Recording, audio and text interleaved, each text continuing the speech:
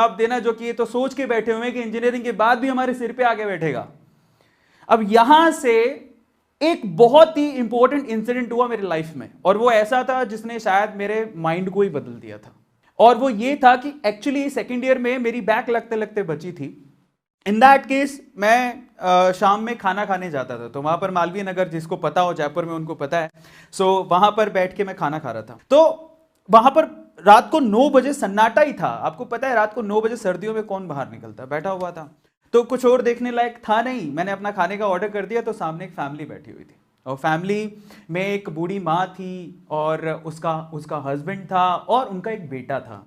और वो बेटा एक्चुअली ऑलमोस्ट 40 साल का था। अगर मैं आपसे सवाल पूछूं कि अगर ये दंपत्ति और ये फैमिली बैठी हुई है और इनमें से अगर किसी को होटल में जो बिल आने वाला है वो पे करना है, तो किसको पे करना होगा? आप में से ज्यादातर लोग पक्का ये बोलेंगे कि वो उस बेटे को पे करना चाहिए। 40 साल का बेटा कमाता होगा, अपने माँ बाप के लिए इतना तो कर ही सकता है।